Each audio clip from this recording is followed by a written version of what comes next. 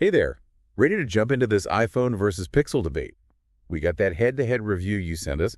Looks like it's going to be a close one this year. Yeah, the rumors were right. Both phones really stepped it up this time around. Right. One thing that jumped out, they said the phones look almost identical this year. Sleek and well-built, but surprisingly similar. It's interesting, kind of shows how competitive the market's become. Apple and Google are really paying attention to what users want, even if it means borrowing a few design ideas from each other, right? Makes sense.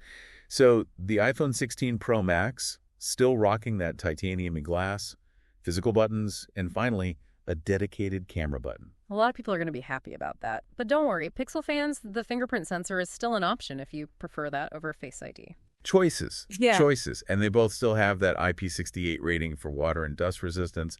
Always a good thing. But, okay, let's talk performance. iPhone's got the A18 Pro chip, while the Pixel's packing the Tensor G3.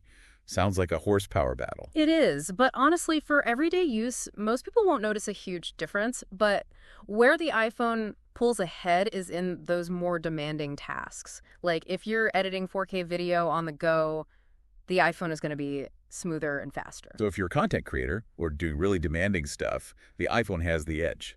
Exactly. But more power usually means a bigger price tag. Right? Yeah, the Pixel 9 Pro XL definitely has a lower starting price for its J storage option. That could be a deciding factor for some. Absolutely. Price is always a big consideration. Yeah. Speaking of important factors, how about battery life? How'd they do? Both phones aced that test. Solid day of use, no problem. But, and this is where the review was a little, neither phone is winning any awards for charging speed. Bummer. Still waiting on those super fast charging times. Right. It's 2024, come on. Yeah, no. Okay, moving on to software. iPhone has iOS 18, Pixel's running Android 14 with all those Google AI features we've been hearing about. What's the key difference there, like for someone who's thinking of switching sides? It's a big question, and it goes beyond just the phone itself. It's your whole digital world. Are you deep in the Apple world, or do you like the flexibility of Android? Now, this review, they really highlighted the Pixel's AI. Real-time translations, summarizing meetings, even making images from your words. Imagine traveling and instantly understanding menus, having a conversation in another language. Okay, that's slick. But if you're used to iOS, that's a big shift. It is. There's no right answer. It's about what feels comfortable for you. Totally. Speaking of comfortable, the displays on these phones, gorgeous. Or at least that's what the review said. They weren't kidding. Large, sharp, vibrant colors, buttery smooth refresh rates. Like having a tiny cinema in your pocket. I love that. But there was something about the Pixel's display. Ah, yes. The outdoor brightness. The Pixel crushed it, direct sunlight, no problem. If you're someone who's always outside, checking maps, taking pictures, the Pixel is a game changer. No more squinting at your phone. And both phones got good marks for their speakers. Although the review gave a slight edge to the iPhone's microphone. Yeah, Apple's always been known for their audio quality. But let's be real, everyone wants to know about the cameras. Absolutely. This is where things get interesting. What are we working with here? Give us the rundown. Oh, both phones brought their A game. We're talking insane detail, vivid colors, features that push the limits of smartphone photography. All right, so for those everyday shots, point and shoot, what we all do a million times a day, who wins? In daylight, both are great. But the review gave a slight edge to the Pixel. The HDR was better, and the colors were a touch more natural. For those who might not know, can you quickly explain HDR? Oh, sure. Imagine you're taking a picture with a bright sky and dark shadows. HDR helps even out those extremes, so you get a final image that looks more like what your eye actually sees. And the Pixel does it really well, especially if you're taking pictures of people with a bright background, you can actually see their faces. Yeah, no more silhouettes. So the Pixel wins for that effortless everyday shot. But what about when it gets dark? Dinner after that sunset, low light situations. Things got interesting there. While both phones did well in low light, the iPhone 16 Pro Max pulled ahead.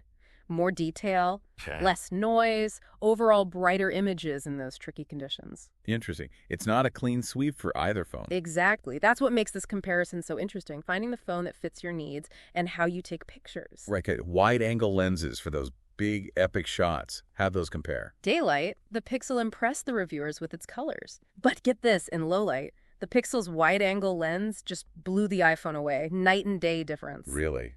That's significant. Yeah. The review even used the word unusable for some of the iPhone's low-light wide-angle shots.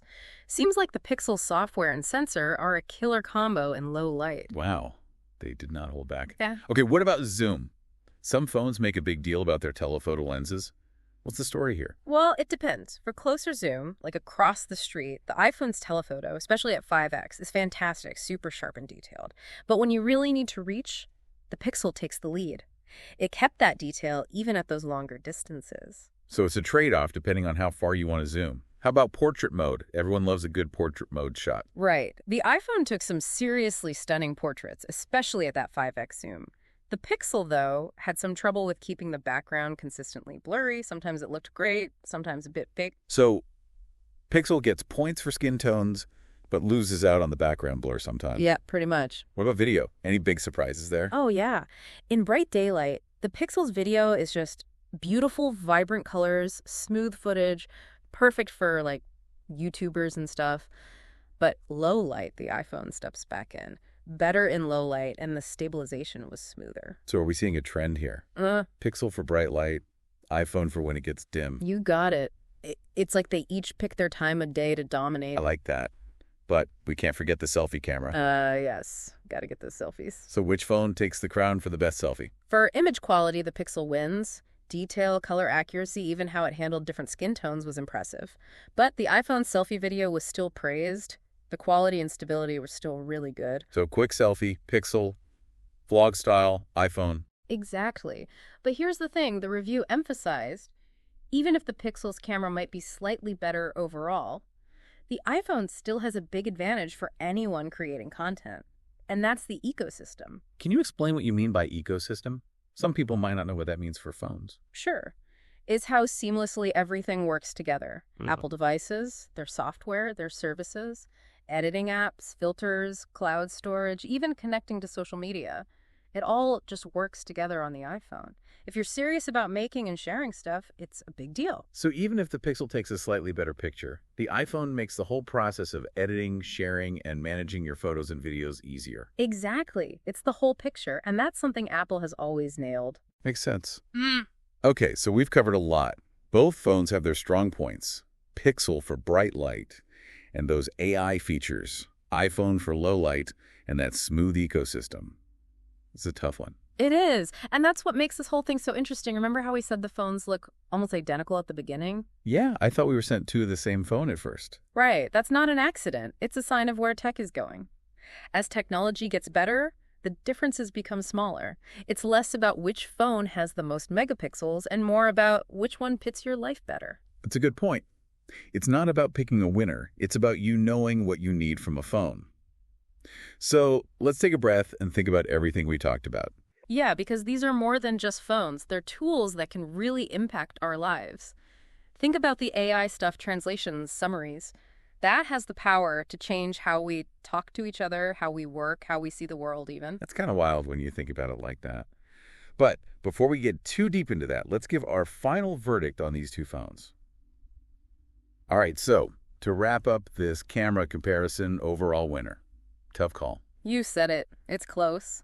But taking everything into account, cameras, AI, the whole package, I'm leaning towards the Pixel 9 Pro XL. Feels like the more forward-thinking phone this year, you know? The Pixel edges it out, but it's more nuanced than just like one winner. Exactly. We didn't want to just hand you a winner. Yeah. We want you to understand these phones.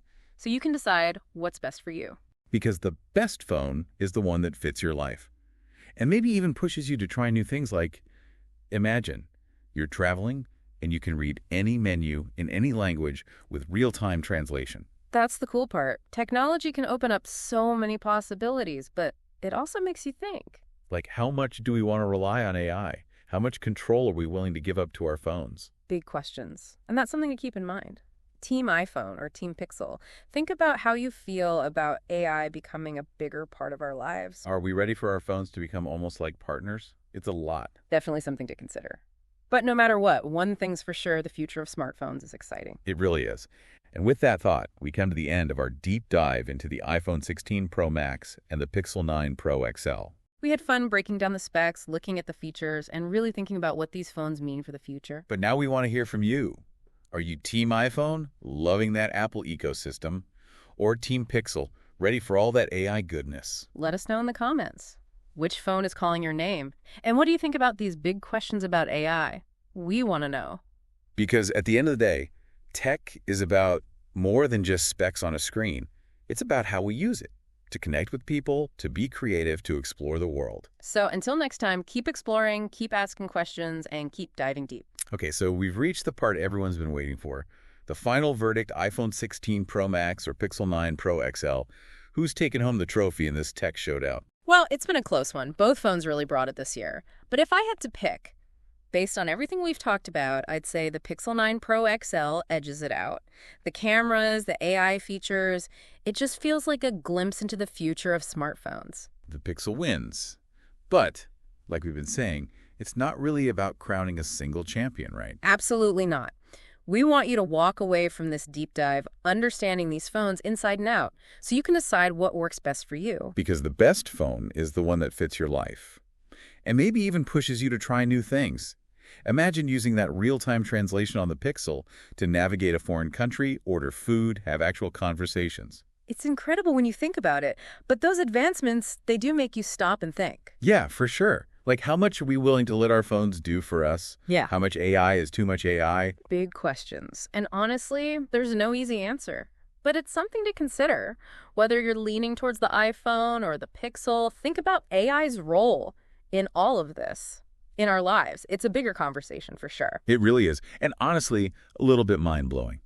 But no matter what, I think we can all agree. The future of smartphones, it's going to be wild. Absolutely. And with that, we come to the end of today's deep dive. Big thanks to you for joining us as we explore the iPhone 16 Pro Max and the Pixel 9 Pro XL. Always a blast to geek out about new tech, right? The best. But now, we want to hear from you. Hit us up in the comments. Team iPhone, Team Pixel, let us know. And what do you think about this whole AI thing? We're all ears. Seriously, share your thoughts. We love hearing from you. Because at the end of the day, tech is about more than just the gadgets themselves. It's about how we use them to connect with each other, express ourselves, and explore the world around us. Couldn't have said it better myself. So until next time, stay curious, keep exploring, and as always, dive deep. Dive